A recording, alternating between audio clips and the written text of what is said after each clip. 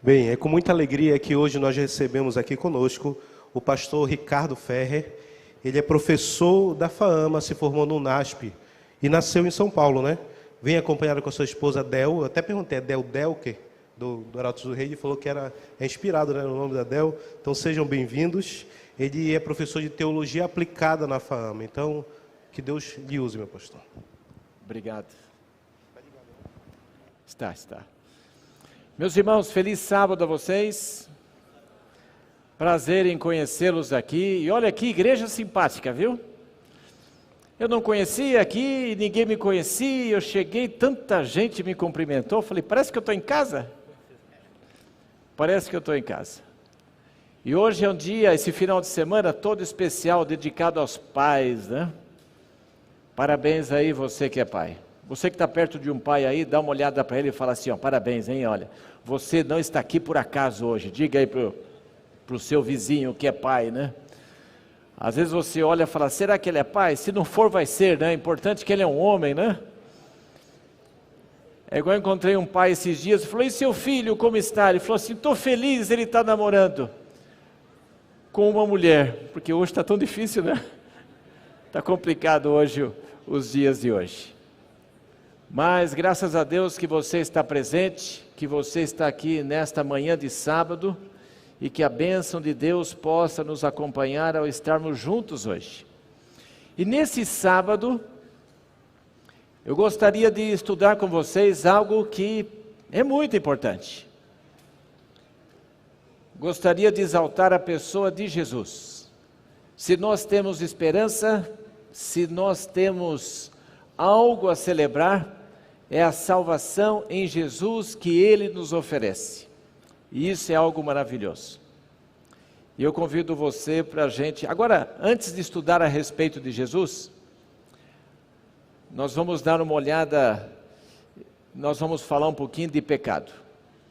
Porque quando a gente fala de remédio, antes a gente tem que conhecer bem a doença. E a doença nossa é o pecado. E precisamos conhecer bem. Veja, nós não vamos ler, mas você conhece bem a história. Lá em Gênesis 3 começou a história da desgraça desse mundo.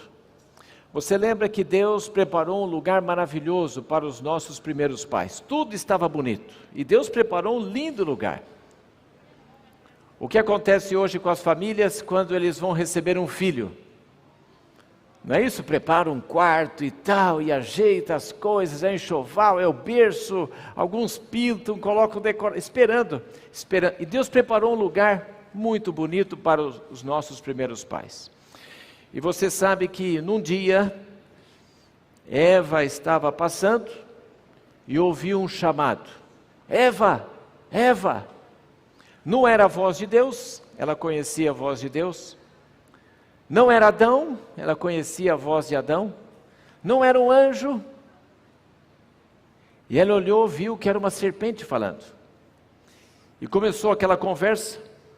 E a serpente, e é interessante que a própria revelação, Ellen White menciona que a serpente era um animal muito bonito. Chamava atenção. E a serpente então diz assim para Eva, é verdade que você não pode comer do fruto? Você já viu algum animal falando? Olha aqui, eu estou falando. E disse mais, olha, você acha que é feliz? Você não sabe o que é ser feliz. Essa conversa parece que até hoje tem por aí, né? Você não sabe o que é ser feliz. Deus não quer que você seja como Ele. Você acha que vai morrer? Olha aqui, eu estou na árvore, comi o fruto, não aconteceu nada. Não aconteceu nada. E olha, eu vou te dar uma amostra grátis. E você lembra? Veio a desgraça desse mundo. E olha, eu quero dizer para você nessa manhã que o pecado não veio pelo simples fato de comer aquele fruto. Aquele fruto representava algo mais, pelo menos 3 coisas. Primeiro, representava a descrença, desconfiança na bondade de Deus. Em segundo lugar, aquele fruto representava uma descrença na palavra de Deus.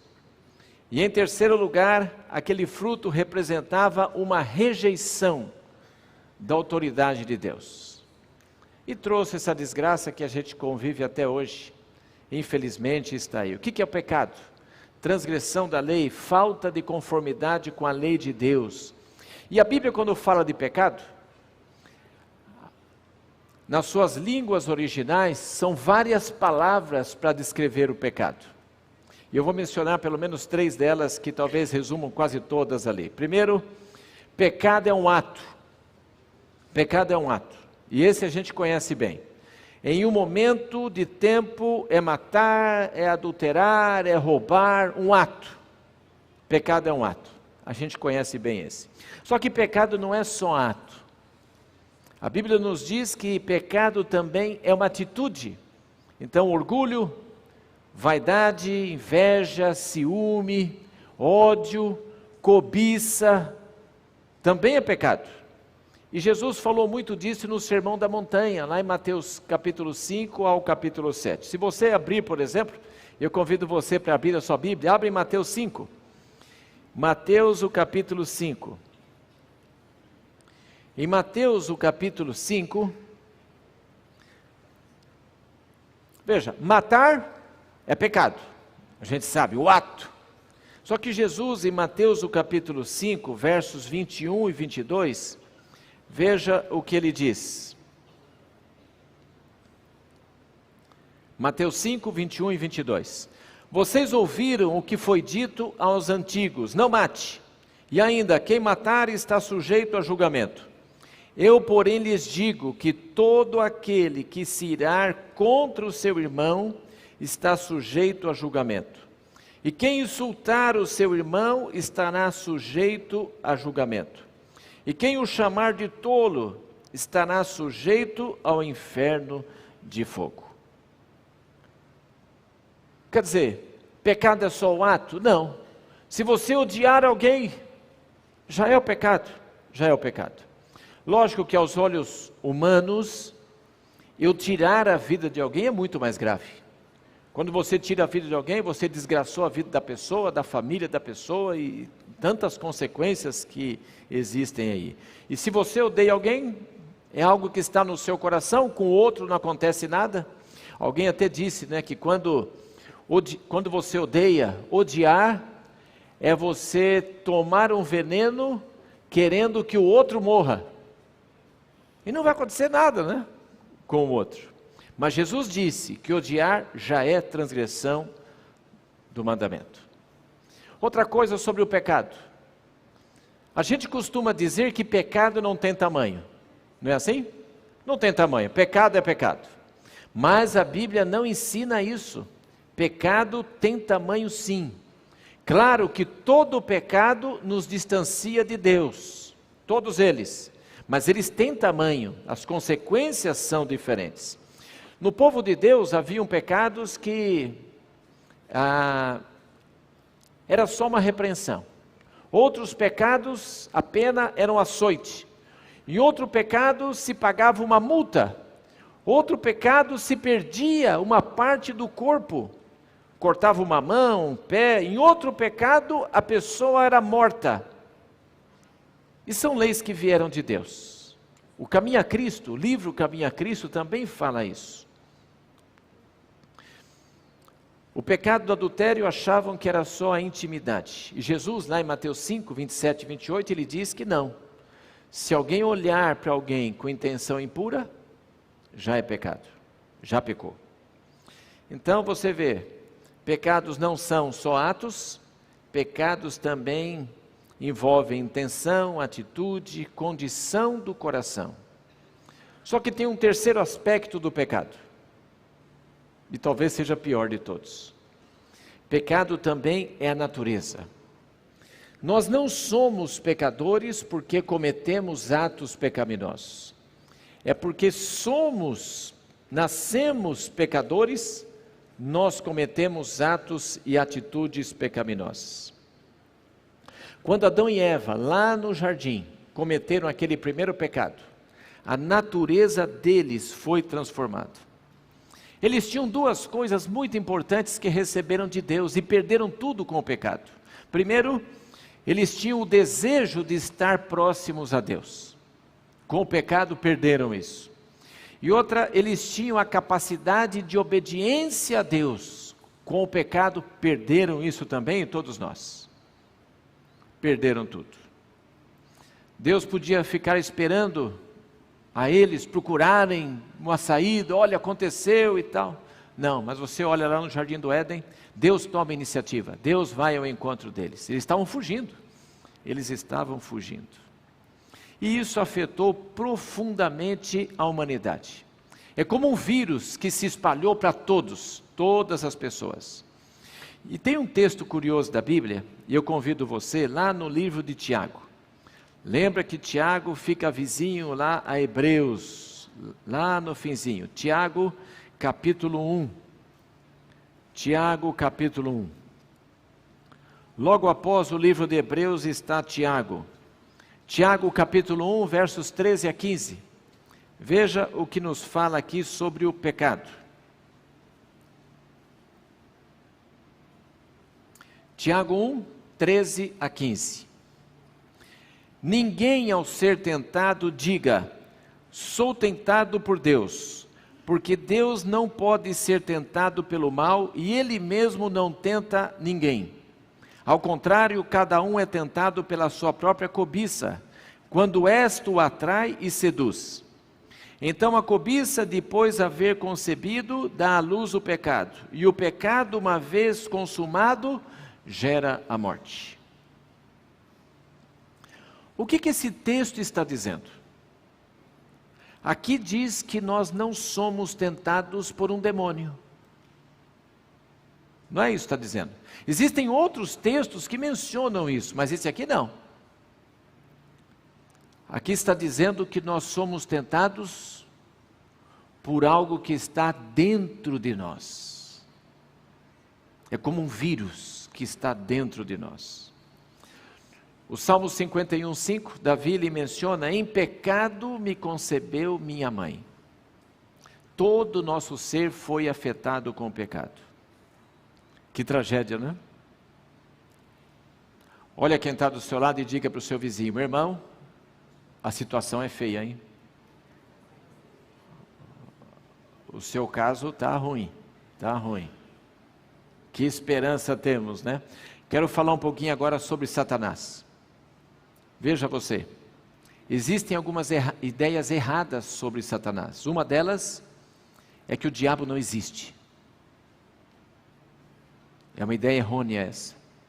E a outra, e alguns de nós até têm esse pensamento, que o diabo é como se fosse um outro Deus.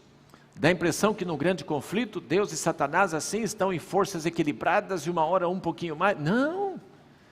Meus irmãos, Satanás sempre foi criatura, mesmo antes da rebelião. Então, a diferença entre Satanás e Deus é infinito. Infinito. Então, não fica achando que o inimigo é o cara. Não é não. Não é não. Sabe? Ele é criatura. Ele é criatura. Eu e você só podemos estar em um lugar por vez. Se você está aqui, você não está em casa, não está no trabalho, na rua, você está aqui. Satanás também. Ele só pode estar em um lugar por vez. Um lugar. Os anjos, eles são diferentes de nós. E ainda voltando sobre o próprio Satanás, veja, eu e você não sabemos todas as coisas. A gente vai aprendendo ao longo da vida. Satanás, ele sabe um pouco mais do que nós, porque ele viveu mais. Mas ele também é limitado. É limitado. Os anjos são diferentes de nós, sejam bons ou sejam maus. Não foram criados macho e fêmea. O que quer dizer isso? O mesmo número de anjos maus que há hoje é o mesmo número que havia lá no Jardim do Éden. Diferente da população humana, né, que vai se multiplicando e vai aumentando e tudo mais. Agora, algo para você pensar. Se quando aconteceu a tragédia do pecado lá no Jardim do Éden, Satanás e os anjos maus fossem tirados desse mundo, e ficasse só a humanidade aqui enferma no pecado, Você acha que o mundo seria diferente do que é hoje? O que acha? Uma notícia triste para você. Não seria muito diferente, porque a humanidade já estava infectada pelo pecado, infectada pelo vírus do pecado. A vida seria muito parecida com toda essa desgraça que a gente vê. Então veja, o pecado vem porque o vírus que está em nós nos leva a isso. E quando alguém peca, você vai conversar com a pessoa, e já aconteceu comigo, né? Você fala assim, e aí? O que aconteceu? Aí tem gente que fala assim, não, mas olha, não teve jeito. Sabe, o diabo me tentou, que não teve jeito. Eu quero dar uma notícia para você, talvez ele nem saiba o que aconteceu.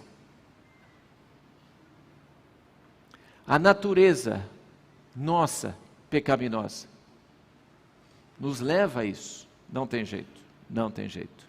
Você não escolheu ser um pecador. Você já nasceu assim, já nasceu assim. E o pecado mais grave já cometido foi aquele primeiro, lá por Adão e Eva.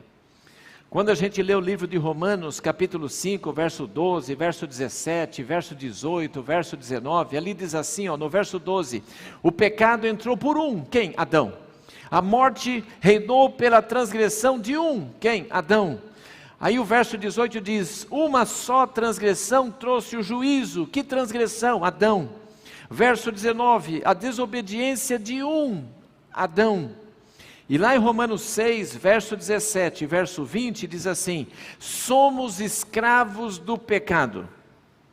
Sabe o que isso significa? A gente está longe da escravidão, né? O pecado manda e o homem obedece. O pecado disse a Caim, vá lá e mata o seu irmão. Caim foi lá e matou. O pecado disse a Cã, pegue aquela barra de ouro e aquela capa babilônica. Ele foi lá e pegou. O pecado domina homens fortes. Sansão, case com uma mulher pagã. Ele foi lá e casou. O pecado domina homens sábios. Salomão, case com muitas mulheres. E foram logo 1000. O pecado escraviza reis. Saul, quero que você consulte uma feiticeira. Ele foi lá em busca da pitonisa de Endor. O pecado manda Davi buscar Betseba. Ele vai e tem um caso com ela. O pecado disse para Acabe, implante idolatria em todo o reino de Israel. Ele foi lá e fez. O pecado é um feitor de escravos. Ele manda e o homem obedece. E sabe o que é triste? O nosso caso é pior que o de um escravo. Porque em um escravo, o feitor está externo. No nosso caso, o feitor está dentro de nós, o pecado. O pecado. Essa é a tragédia. Lá em Romanos 7, Paulo ali fala no verso 17 e o verso 20, o pecado que habita em mim, está em nós. Em Romanos 8, verso 6 a 8 e o verso 13, ele diz assim, olha, isto vai nos levar à morte. Não a morte do cemitério, a segunda morte, a morte eterna. Essa é a tragédia. O livro de Romanos, capítulo 3, verso 10, verso 12, verso 23, ali tem uma notícia triste para todos nós, quando diz assim, olha, não há um justo sequer. Ninguém se salva. Todos foram contaminados. E em 1 João, capítulo 1, verso 8 e verso 10, diz assim, olha, se dissermos que não temos pecado, somos mentirosos. Que tragédia, né? Uma vez um fazendeiro, nas suas terras, ele tinha águias. E ele um dia observando uma águia forte, aquelas asas fortes voando, a águia voando, e ele percebeu que a águia olhou alguma coisa embaixo. E aquele voo rasante, a águia pegou alguma coisa e subindo. E ele percebendo que quando a águia estava subindo, em um momento, ela fechou aquelas asas fortes e começou a descer, queda brusca. De repente a águia abre as asas de novo, começa a levantar voo de novo. De repente fecha as asas de novo e cai até o chão. Falei, o que aconteceu? E ele correu lá para ver o que tinha acontecido com aquela águia. Quando ele chega, foi só o tempo de ver uma serpente saindo daquele corpo. A serpente conseguiu morder a águia, e aquele veneno da serpente infectou aquela águia. E mesmo aquelas potentes asas não conseguiram fazer com que a águia conseguisse chegar ao seu ninho. Sabe, nós somos assim também. Nós queremos ser mais santos, mais obedientes, mais puros, mas existe algo dentro de nós, um veneno, que tem um efeito poderoso para nos puxar para baixo. E a notícia triste, sem ajuda, nós não podemos fazer nada. Essa é a nossa doença. Mas louvado seja Deus que tem o remédio. Tem o remédio. E agora eu quero falar de Jesus. Nós só temos duas opções: vida ou morte, bênção ou maldição. Alguns acham que é pouca opção, né? Só duas. Hoje tudo que a gente vai fazer, comprar, tem muitas opções, não é assim? Ah, vou tomar um lanche lá no shopping. Você vai lá, tem muitas opções, né? Eu quero comprar um sapato. Olha quantos tipos de sapato tem. Eu quero comprar um carro. Quantos tipos de carro tem? Uma roupa. Quantos? Tudo são muitas opções. Agora, quando chega na salvação, só duas. Parece pouco. Mas eu quero dizer para você que nem sempre foi assim. Nós só tínhamos uma opção. Nós só tínhamos um caminho, que era o caminho da morte, que o pecado indicava. Sabe, Deus, na sua misericórdia e seu amor, abriu um outro caminho, o caminho da vida. Jesus disse lá em João 14, verso 6, eu sou o caminho. Ele não diz assim, eu sou um caminho, não, o caminho, o caminho. Nós temos hoje dois caminhos, porque Jesus abriu um outro caminho, o caminho da vida, da esperança. E chega um momento na vida que surge uma encruzilhada. Você pode continuar no caminho da morte, da destruição, que o pecado vai levar a isso, ou você pode escolher o caminho da vida. Alguns deixam passar essa encruzilhada e continuam. E graças a Deus que Deus, na sua bondade, lá na frente coloca uma outra encruzilhada. Filho, aqui, vida, escolha. Quando Deus enviou o seu Filho como Salvador, disse a José para receber Jesus, pois ele salvará o povo dos pecados. O nome de Jesus tem essa ideia. E olha, Jesus, para ser o nosso Salvador, ele precisava ser sem pecado de ato, sem pecado de atitude e sem pecado de natureza. Precisava ser assim. Senão, não poderia ser o nosso Salvador. Deus agiu numa mulher, Jesus veio sem estar infectado pelo pecado, e o Novo Testamento não cansa de dizer que Jesus não tinha pecado. O apóstolo Paulo mesmo aos Coríntios diz assim, ele não conheceu o pecado. Aos Hebreus ele disse, ele é sem pecado. João escreveu que Jesus mesmo disse certo dia, quem me convence de pecado? Pedro escreveu, ele não cometeu pecado. João, lá na sua primeira carta, ele diz assim, nele não existe pecado. João Batista, quando viu Jesus, disse, eis o Cordeiro de Deus que tira o pecado do mundo. E Pedro, lá em Atos 4,12, diz, e não há salvação em nenhum outro, porque debaixo do céu não existe outro nome dado entre os homens, pelo qual importa que sejamos salvos. Está em Atos 4,12. Está ali. Ele nunca pecou por ações, nunca pecou por atitudes e nunca pecou por natureza. Jesus. E quando nós recebemos Jesus na vida, a vida muda completamente. E quando aceitamos Jesus, sabe, nessa esteira de bênçãos, recebemos muitas coisas. Uma delas, o livro de 1 João, capítulo 1, verso 9, menciona assim, se confessarmos os nossos pecados, Ele é fiel e justo, para nos perdoar os pecados e nos purificar de toda injustiça. Quando você recebe Jesus, você recebe o perdão pelos pecados. O livro de Romanos, capítulo 8, verso 1, diz assim, olha, agora nenhuma condenação há para os que estão em Cristo Jesus. Ficamos livres da condenação do pecado. Outra coisa, recebemos o poder em nós, o seu poder, através do Espírito Santo. O Espírito Santo entra na vida, tira tudo que não presta e desenvolve aquilo que é bom. Olha que coisa boa. E no livro de 1 Coríntios, capítulo 5, verso 17, ali menciona que nós nos tornamos, quando nos encontramos, quando aceitamos a Jesus, novas criaturas. Se alguém está em Cristo, é nova criatura. E Colossenses capítulo 1, verso 3, menciona que aceitar Jesus significa que passamos para um outro reino. Deixamos o reino das trevas, que é esse reino de pecado, e damos um passo para o reino do Filho do seu amor. Saímos do domínio do pecado.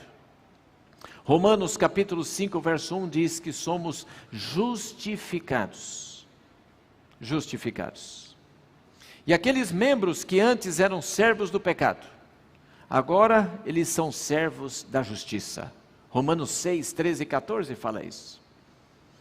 Por isso, gente, esse remédio é bom, não é não? Esse remédio é bom. Eu tenho aqui a minha Bíblia. Você está vendo aqui a minha Bíblia. Se eu soltar a minha Bíblia, o que acontece? Ela vai para o chão. Todo mundo sabe disso. E por que ela vai para o chão? Porque existe uma força, que a gente conhece, gravidade, que vai puxar a Bíblia para o chão. Isso é natural, soltou, vai cair. Só que veja, olha bem a minha Bíblia. Primeiro que ela não está caindo. E outra, ela está subindo. O que está acontecendo? O que está acontecendo? Uma força maior que a força da gravidade está fazendo com que ela suba. Percebe? Meus irmãos, imagine, essa Bíblia aqui sou eu e você. Se você deixar a vida por conta própria, para onde ela vai? É para baixo. É para baixo. Deixa a vida no ponto morto, vai para o pecado. Mas existe uma força maior que pode fazer você subir. Jesus, você nas mãos de Deus, nas mãos de Jesus, você não vai cair, você vai subir. Você vai subir. Por isso, gente, é isso. Quando nos convertemos, nós não perdemos a natureza pecaminosa. Nós não deixamos de ser pecadores. Infelizmente, sabe, algo segue puxando para baixo, mas uma outra força nos eleva, uma outra força. Agora, quando é que nós vamos deixar de ser pecadores? Só na glorificação, por ocasião da volta de Jesus. Quando de maneira definitiva será tirado esse vírus de dentro de nós que é o pecado. Mas enquanto isso, vamos nos manter nessa outra força que nos mantém subindo. Por isso, quando alguém disser para você que nesta vida pode chegar um momento que você não vai deixar de ser pecador, cuidado, não é verdade. É só na glorificação que deixaremos de ser pecadores, só quando Cristo vier. Sabem que algumas pessoas têm doenças graves. E existem enfermidades que a pessoa tem que tomar remédio todo dia. Eu imagino que alguns aqui têm isso. Todo dia tem que tomar um remédio. Todo dia. E o médico diz, olha, se você não tomar, risco de morte. Tem que tomar. E alguns é mais de um, inclusive. Tem que tomar vários. Tem que tomar vários. Doenças graves, todos os dias. Eu quero dizer para você que a mesma coisa com Jesus. Nós precisamos de Jesus não é em um momento, não é em uma circunstância. Para a doença que existe em nós, que é o pecado, nós precisamos de Jesus todos os dias. Todos os dias. Por favor, meu irmão, não fique um dia sem Jesus. Não vale a pena. Não vale a pena. Hoje recordamos o que é o pecado. E recordamos também que Deus tem um antivírus para o pecado. Eu imagino que você tem parentes, tem amigos que têm o vírus do pecado, porque todos têm. Estão nesse mundo com o vírus, mas eles não têm o antivírus, que é Jesus. E você sabe do antivírus. Por favor, conte para eles. Conte para eles. Nós tivemos há pouco tempo aí uma pandemia, todo mundo preocupado, cadê a vacina? Cadê a vacina? Porque, meu irmão, você tem um antivírus para o pecado. Ajude as pessoas. Seja um canal de bênção. Todo mundo merece ter acesso a esse antivírus para poder ter esperança de vida, que é Jesus Cristo. Olha quem está do seu lado e diga para o seu vizinho: meu irmão, há esperança para você. Jesus, diga para quem está do seu lado. Jesus é a esperança para você.